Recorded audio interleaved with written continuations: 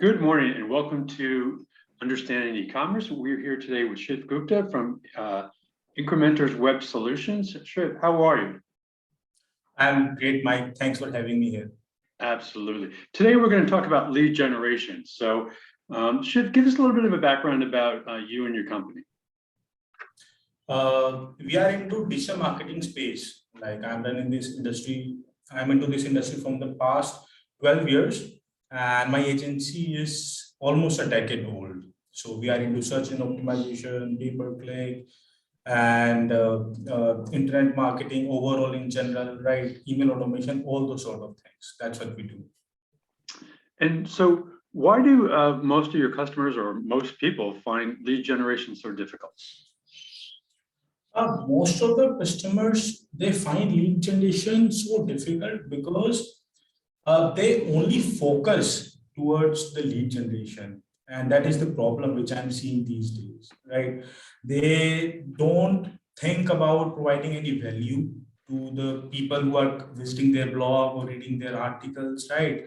Or if someone is downloading a PDF from their website, like they don't care about how well that PDF is written, right? All they care about is we just need to get a lead for our sales team. So that's the problem. When you focus only towards the lead generation, and at that point of time, instead of being customer centric, you start thinking about seller centric. And when you think about in that sense, then the problem starts. When you start only thinking in terms of generating leads, then at that point of time, you stop providing the value. And as soon as that happens, it becomes very difficult task to generate a lead.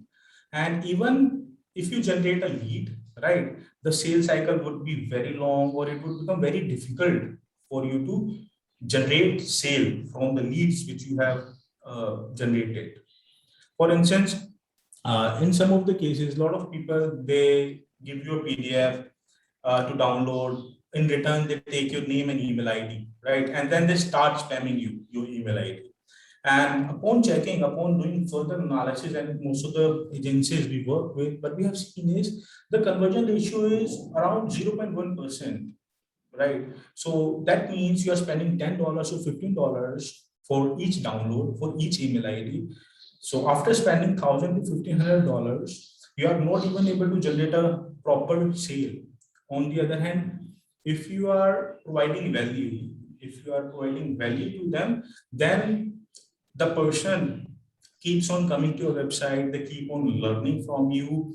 And once that process starts, right, whenever they need a solution for their problem, when they are looking for an external help, they are always going to come to you, right? And this is the exact game changer, how a person should think. And right now, what marketers are thinking.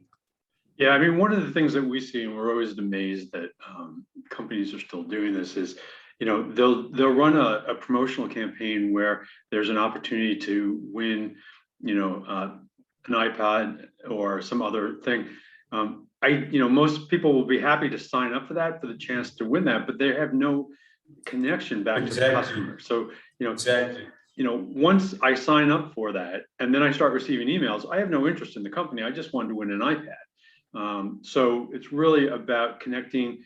If you're going to use a giveaway, it's really about connecting, the value proposition in the giveaway so that you can figure out whether the companies are looking for something that's related to what you might ultimately want to sell them. So how do you convince your clients to follow a more value proposition or a customer-centric approach to lead generation? So it is all about giving them a new perspective. For instance, you talked about that they put a giveaway on their social media and people win iPads and iPhones, right? You know why that happens? This thing happens because the owner has given a target to marketing rep to generate more number of likes, more number of comments, and more number of subscribers. And this is why instead of thinking in that direction, instead of providing value to the users, they start thinking in the wrong direction and they start focusing on only fulfilling their targets, right? They just focus towards, like, the sales, right? And they become seller centric. They work on fulfilling their target.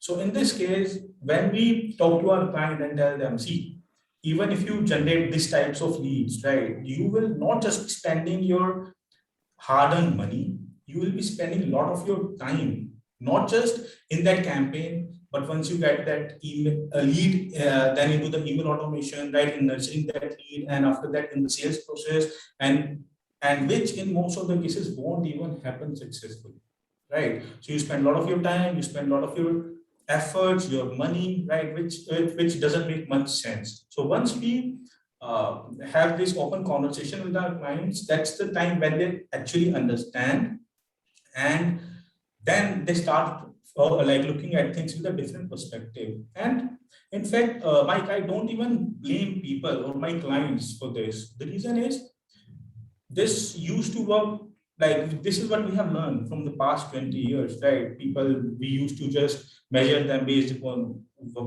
how much target they have achieved. And every company I go in, right, the performance is measured based upon all these factors, number of leads generated. And I think this has to change. The performance of marketers should be measured on different aspects. That's what needs to be done. So after doing it with a couple of clients, I've seen that there are newer things which needs to be done. For instance, the performance of marketers should be measured based upon the customer acquisition cost, right? Yeah, I mean, Then, I would agree. One of the, we're genuinely excited when our customers are starting to look at metrics versus just putting stuff out there. But then we have to take it to the next level, which is understanding what are the right metrics to look at.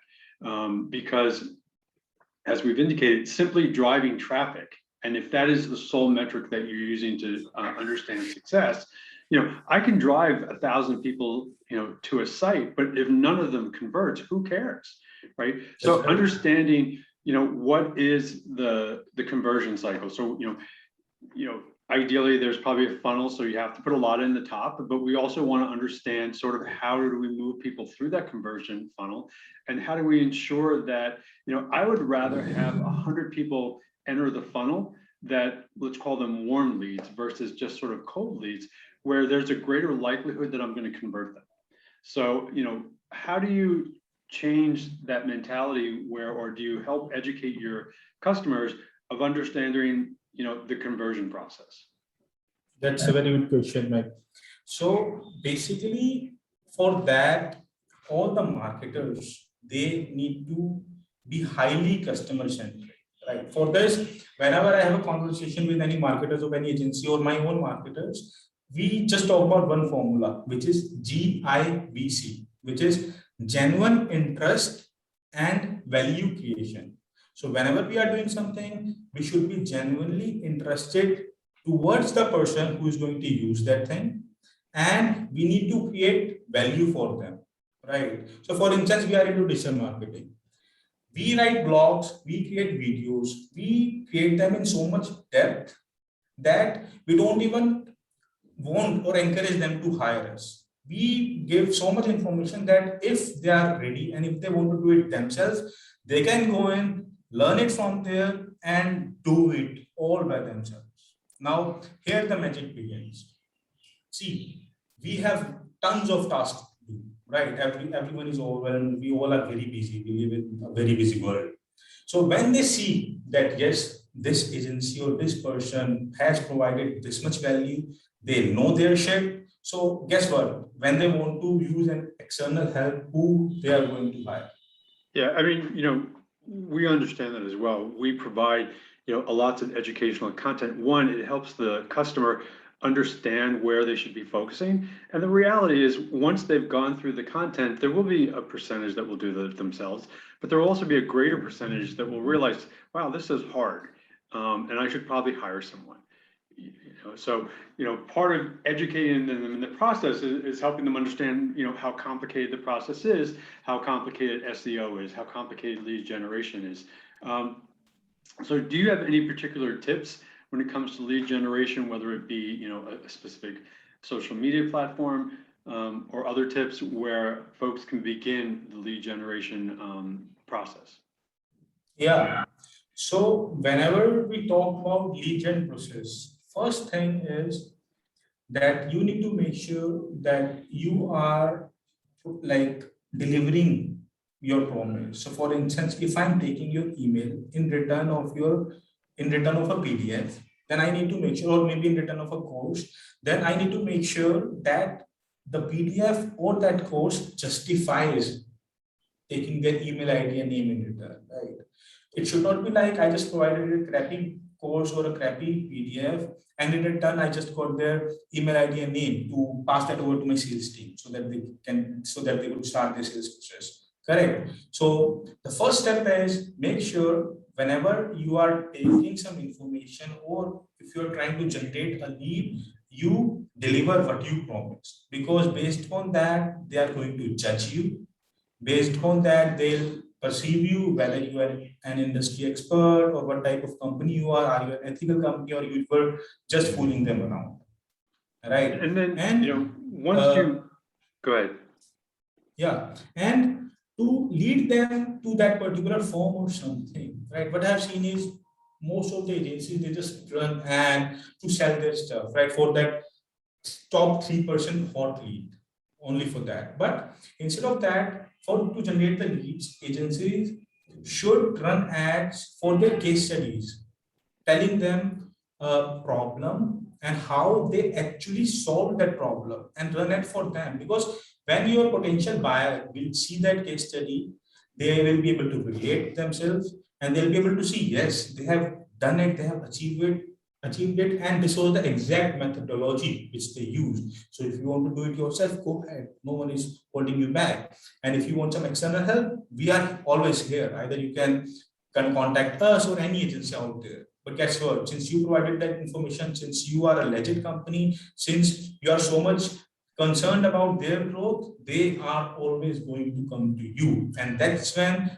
the demand generation plays a very big role. And then once you're able to collect this information, is this a one-off effort, or do you then engage in a drip campaign? So at the end of the day, ideally, we should not put them into a drip campaign. We should still leave them out there and nurture them in different genuine ways by constantly providing them value. So yes, we'll have to do drip campaign because ultimately we need to produce results. These days, marketers and salespeople are expected to generate revenue. No one talks about anything else. So they'll have to do that. So in the drip campaign, I would suggest just provide them information, core value, nothing else, based on their interest, zero spam.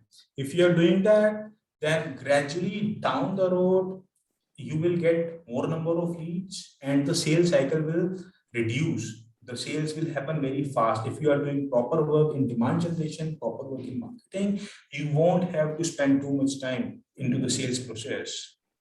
So that's how it works. And what's the difference between lead generation and demand generation? Oh, that's a very beautiful question. Like what I have seen is a lot of people are confused what lead generation is and what demand generation is. And after working with a lot of clients, you can say that in the funnel, lead generation is the last part and demand generation is where everything starts.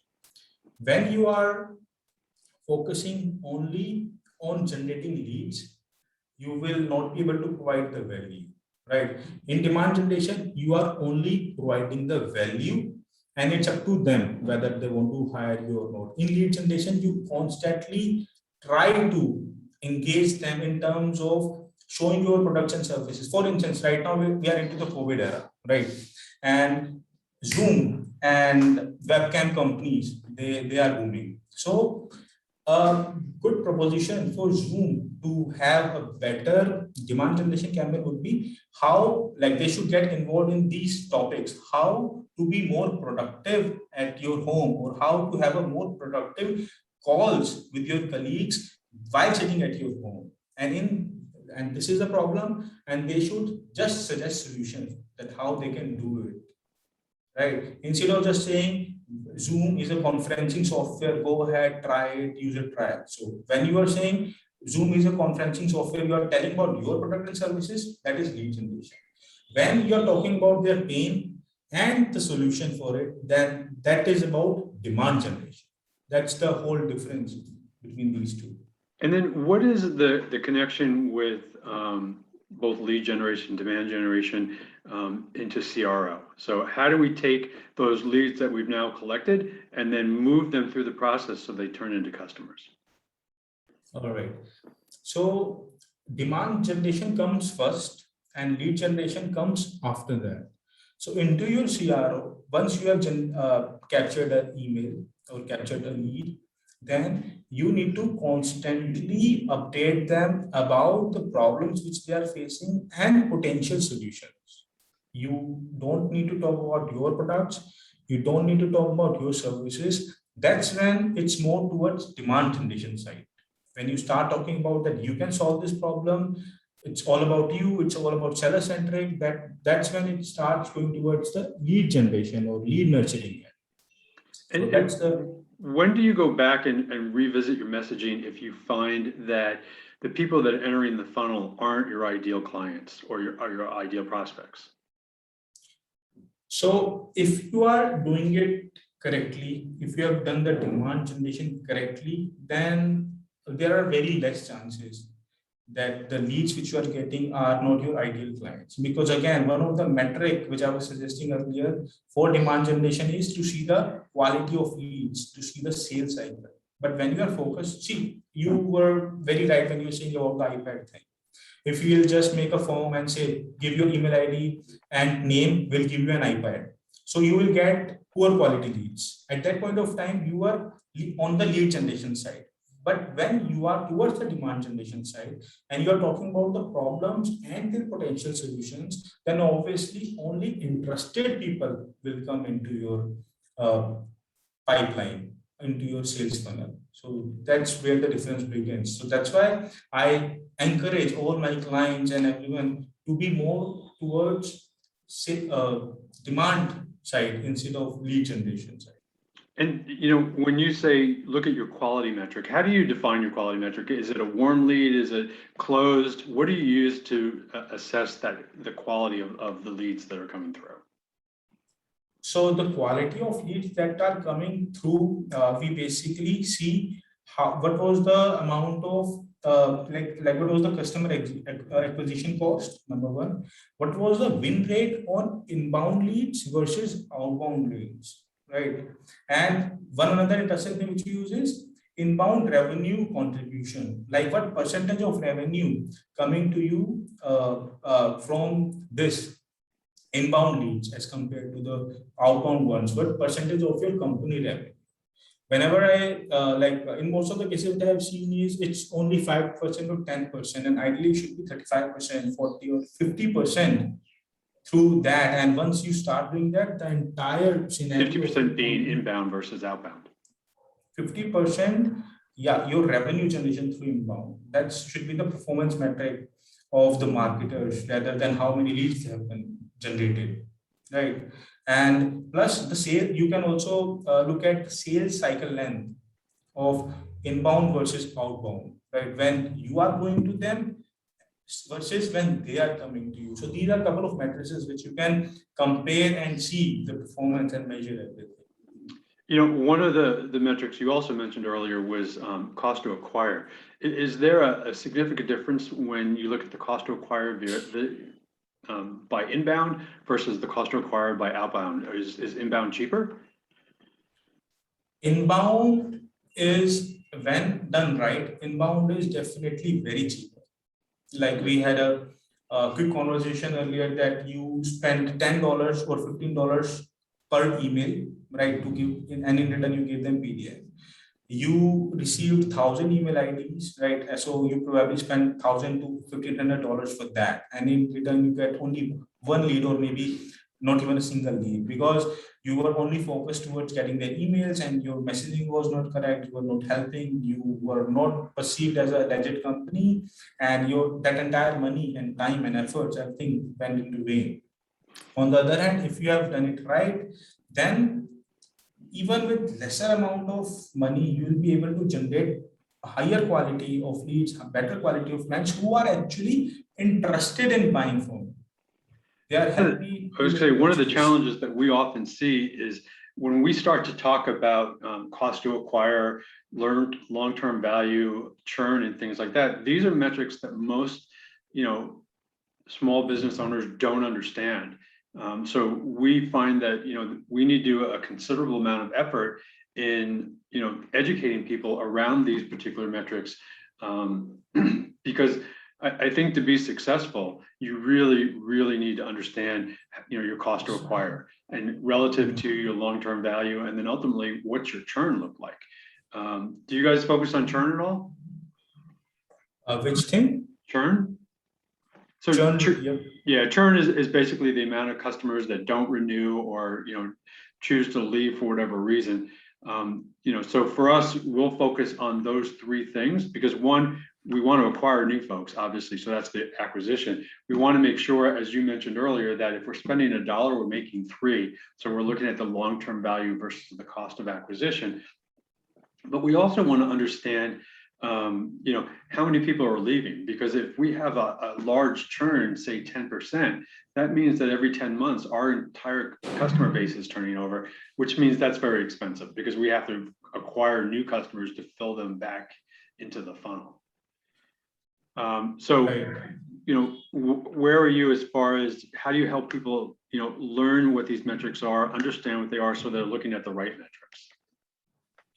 Right. So when you talk about churn rate, there are a couple of things which we have implemented in our organization, right? Or even if you talk about sales, sales is always a conversation with someone, right? You have a good conversation with someone, and at the end, it's just about whether they work with you or not work with you. You don't need to be too pushy. You don't need to be too sleazy, and it all happens in a natural way.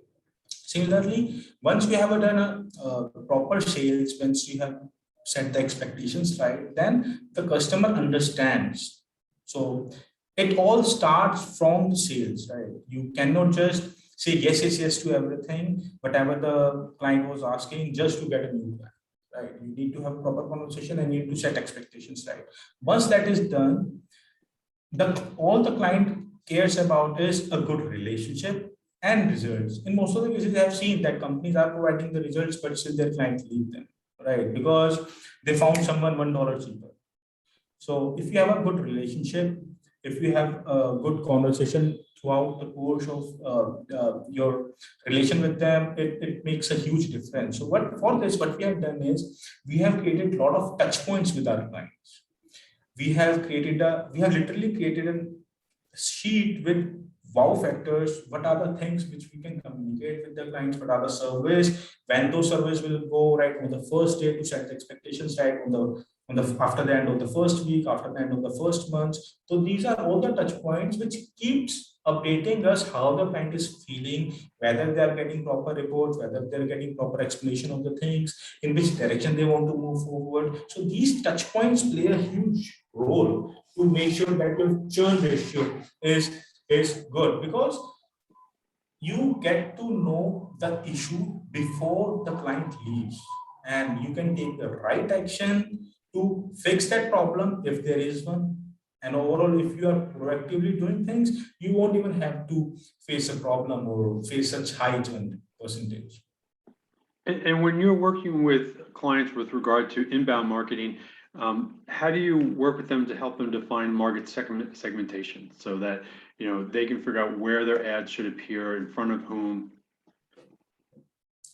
So yeah, very, very good question. So for this, what we do is we sit down with the clients and ask a couple of questions and encourage them to make them sit with their current buyers. So we encourage them, first we explain them that, see, we need to create an exact buyer persona.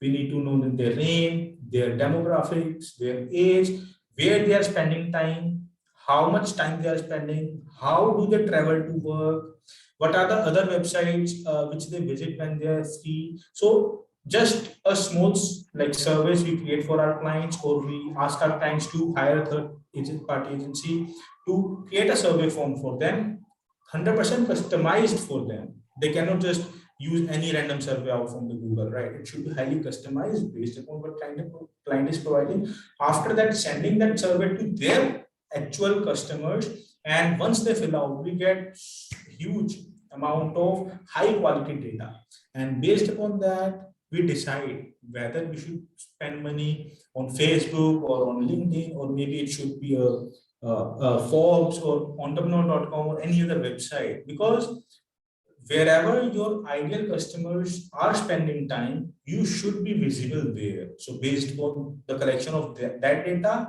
we make decisions and we run our campaigns, we run our ads. If we want to do guest blogging, that's where we'll be doing. So that's how it all comes into play. And when it comes to the buyer personas, are you helping your clients build these personas, or are you relying sort of on them doing it themselves? No, we have a proper process, proper sheet, right? So like if they want to print it out, they can. If we have in Excel format as well as if they want to do it digitally, and then we literally make them set and answer all that questions. If client is busy, then we ask them to come on a call and they dictate and we write. But we literally need proper buyer persona before starting a successful campaign. Otherwise, 3 months, 6 months down the road, everyone will be unsatisfied and unhappy. Correct. So you need to start it right to make sure that the campaign is successful. And one of the questions that we routinely get asked is, how do they decide, what their marketing budget should be? Yeah. So the marketing budget majorly is different for all different types of clients and scenarios. So how we suggest is we start by some testing and we do competitor research. Based upon that, we see what are the places where they are running the ads, what are the places where how much they are spending, what are all the areas, because there are tools out there through which you can get this data. Once that is done, then we suggest the initial budget to our clients and start running the campaigns around it with smaller budgets. And once we see what type of return or what type of activities we are getting, based upon that we increase the budget on certain platforms and decrease the budget on other platforms. That's how it all begins. But yeah, there is no exact answer to this question that budget should be this. That's why I get it all the time, because people are always asking, and it's one of those like, there isn't an answer. There's there's approaches, but there's not necessarily a magic answer to that. So if people go through this exercise and you work with them and they do the market segmentation, you help them create valuable or customer-centric content, what kind of improvement can they expect in their lead generation or demand generation? So initially we study where they are currently at, what type of advertisement they are doing, right? The first and foremost thing is to hire a good copywriter who could talk about the pains of their buyers on their website, right? Once you do that right and you start running the campaigns, the magic begins. So we have seen huge growth, like we have seen up to 2,000, 3,000% growth of our clients as well, with small tweaks, I would say, not even heavy lifting. So that's how it all starts.